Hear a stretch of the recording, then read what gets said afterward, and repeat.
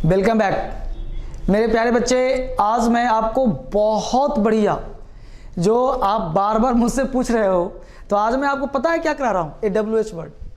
इसमें बहुत सारे बच्चे फंस जाते हैं और रियल यूज़ नहीं कर पाते, तो मैं आपको ये WH वर्ड है ना, इसका यूज़ पढ़ाने का प्रयास कर रहा हूँ। आप जरा गौर से देखो एक एक वर्ड को। हु कौन, होम किसको, हुज किसका, वाट क्या, विच कौन सा, वेयर कहाँ, वेन कब, वाई क्यों, हाउ कैसे।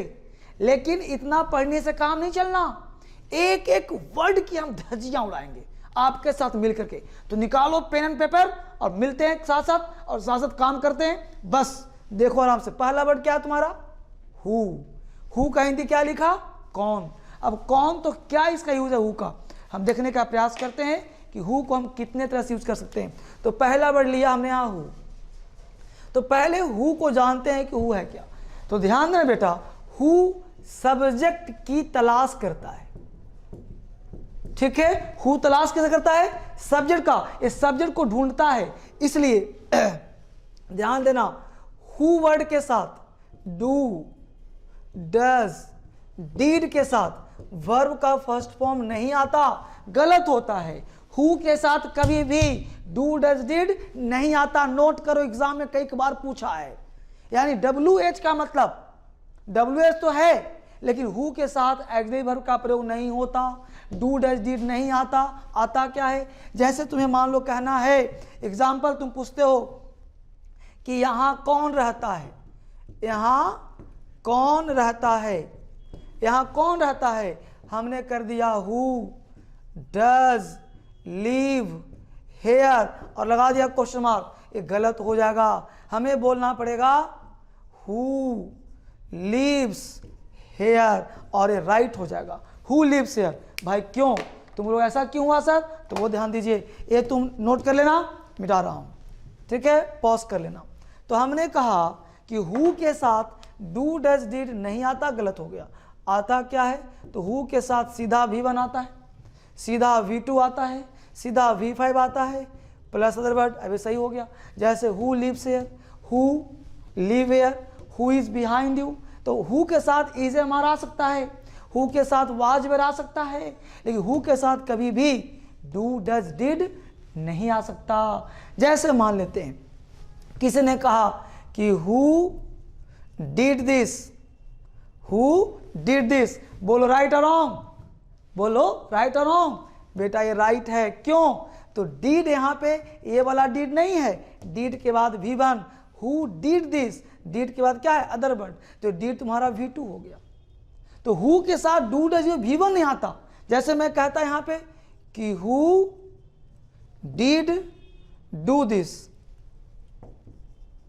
है ना, तो ये तुम्हारा जो है ये गलत हो जाता। क्यों, क्योंकि डीड के बाद V1 दिख रहा है, तो ये गलत हो जाएगा। तो यहां पे ध्यान रखना बाबू कि हु के साथ डू डज डिड नहीं आता, किस रूप में, क्योंकि ये है क्या, तो एक्सिलरी वर्ब के रूप में नहीं आएगा। अगर ये मेन वर्ब बन जाए तो आ सकता है। क्लियर, तो पहला कैसे समझ आएगा तुम्हें, हु का जब तुम नेगेटिव बनाओगे, नेगेटिव, तो हु के साथ डू डज आ सकता है बाबू। जब बनाओगे तुम नेगेटिव, बिल्कुल बेसिक क्लास सिखा रहा हूं। जैसे हु प्लस डोंट कह सकते हो, राइट हो जाएगा। डजंट कह सकते हो, राइट हो जाएगा। डिडंट कह सकते हो, राइट होगा। V1 plus word. हमने कहा यहां कौन रहता है, हु लिव्स हियर, यहां कौन नहीं रहता, हु डजंट लिव हियर, तो ये सही हो जाएगा। क्लियर हो गया, तो ये काम तुम कर सकते हो के साथ। तो ही का, हु का देखा तुमने एक यूज। दूसरा कंसेप्ट देखो, हु जो है बाबू, हु, बच्चे समझना गौर से, तुम्हारे लिए बात कर रहा हूं मैं। तो हु जो सेकंड यूज है वो बनता है रिलेटिव प्रोनाउन, ठीक है। तो जैसे मान लो सब्जेक्ट है, बीच में पहले तुम एक एग्जांपल देखो गौर से। हमने कहा you are the boy, you are the boy who, you are the boy who, अब यहां लिखा हैज, यहां लिखा हैव वॉन द मैच। अब आप आराम से देखो, you are the boy who has won the match, you are the boy who have won the match, just tell me which one is right. तो मुझे बताओ कौन सही है, बोलो हु हैव सही लग रहा है ना, हु हैव गलत हुआ, सही कौन है? हैज। कैसे? बोर्ड पे ध्यान दो। तो जब भी तुम्हें सेंटेंस में हु, विच और दैट दिखे तो इसका पड़ोसी देखो कौन है, नाउन या प्रोनाउन। पड़ोसी, इसी के अनुसार वर्ब यहां पे बाबू डिसाइड होगा। अगर ये वाला सिंगुलर तो यह भी सिंगुलर, अगर ये वाला प्लूरल तो यह भी प्लूरल, यानी इसके अनुसार वर्ब डिसाइड होगा। एग्जाम में कई बार पूछा है, मैं इसलिए नहीं पढ़ा रहा कि बस हिंदी बता दूं तुम्हें, यह तुक्केबाजी नहीं होता। और मदद करो पूरे भारत की और सारे लोगों को बताओ कैसे अंग्रेजी पढ़ा जाता है, कैसे सिखाया जाता है। हर किसी की हेल्प करो। अंग्रेजी सिखाना सबसे बड़ी बात भारत में खास करके, इसलिए सबको सिखाइए, आप हेल्प कीजिए मेरे स्तर पे जाकर के आप। ठीक है, यहां देखो you are the boy who has won the match. तो यू आर द बॉय क्यों? क्योंकि हु का पड़ोसी कौन है? बॉय। बॉय के अनुसार क्या होगा? हैज। बोलो हैव होगा? नहीं ना। तो you are the boy who has won the match. समझ में आया कि नहीं आया? और यहां पे हिंदी क्या होगा? जो, यानी हु विच दैट, तीनों का हिंदी क्या निकला? जो। तो यू आर द बॉय, तुम वही लड़के हो who has won the match, जिसने इस मैच को जीता है। क्लियर? आगे देखो अगला कंसेप्ट। तो हमने हु देखा, कंसेप्ट समझा। अब हमने क्या कहा तुम्हें? तो हु किसके लिए आता है बेटा? लिविंग के लिए। ध्यान देना, यानी कि आपने सीखा कि हु का प्रयोग करते हैं लिविंग थिंग के लिए। जो नाउन सजीव होता है। हु का दूसरा हिंदी देखा जो, हु का हिंदी देखा कौन। ठीक है, तो कौन होगा तो क्या तलाश करेगा? ये सब्जेक्ट का। हिंदी जो हो गया तो यहां पे होगा रिलेटिव प्रोनाउन।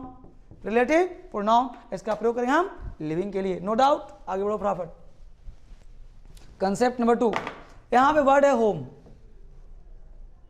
जैसे तुम्हारा सब्जेक्ट हो गया हु, तो ऑब्जेक्ट हो गया होम। ठीक है, हु का मतलब कौन और होम का मतलब किसको। होम का मतलब किसको? ये तलाश करता है, ऑब्जेक्ट का तलाश करता है। तलाश का मतलब ढूंढता है। इसके साथ तुम डू डज का प्रयोग कर सकते हो। जैसे हम बोल सकते हैं home do you like. Home do you like, तो होम का मतलब हुआ किसको, किसको, राइट। तो होम डू यू लाइक, तुम किसको पसंद करते हो। तो यहां पे किसको के लिए हम होम का प्रयोग कर सकते हैं। किसको मतलब ऑब्जेक्ट की तलाश करता है। ये रियल में ऑब्जेक्टिव, यहाँ पे आरपी की बात करें होम को, तो होम में किताब में लिखा रहता है कि रिलेटिव प्रोनाउन है, लेकिन रिलेटिव प्रोनाउन में नहीं आता। आता कौन है? हु, विच और दैट, वही जोड़ता है। और होम तलाश करता है किसका? ऑब्जेक्ट का। हमेशा प्रयास करना, और एग्जाम में होम जहां लिखा रहेगा अक्सर तुम चेक करना, वहां पे हु आता है। ठीक है, इसको ध्यान रखना मुख्य रूप से। नंबर 3 वर्ड है बच्चे, और वो वर्ड है हुज। WHOS, whose. हुज का मतलब होता है बच्चे किसका। समझना गौर से, यानी अब चलने का जमाना आ गया फास्ट। बैठे मत रहो, चलो, और चलो मत, दौड़ो, और दौड़ो मत, फ्लाई करो। क्योंकि सफलता उसी को मिलती है जो फ्लाई करता है। इसलिए तेज पढ़ो और तेज शार्प माइंड करो। तो होज मतलब किसका। अब किसका मतलब पोजेशन, यानी कि हो गया पॉजेसिव। जैसे तुम बोलते हो आई, तो आई हो गया सब्जेक्ट। तुम बोलते हो मी हो गया ऑब्जेक्ट। उसी प्रकार हु है, ये हो गया होम। और पॉजेसिव बोलते हो ना माई, दिस इज माई पेन, उसी प्रकार हुज हो गया हुज। तो हुज का हिंदी क्या होगा? किसका। यह कलम किसका है? Whose pen is this. अब ने कहा, मान लो एग्जाम्पल दिया तुम्हें कि मेरे पास एक गाय है, I have a cow, I have a cow. तो होज मतलब किसका, और एक मीनिंग होता है जिसका। किसका या जिसका। तो मेरे पास एक गाय है, I have a cow. Whose milk, whose milk is sweet. अब यहां पे एग्जाम में देगा हु, तो हो गया गलत। यहां पे दिमाग दे देगा होम, हो गया गलत। तो होगा क्या? आई हैव अ काउ, मेरे पास एक गाय है, हुज मिल्क इज स्वीट, जिसका दूध मीठा है। तब न बनेगा क्वेश्चन।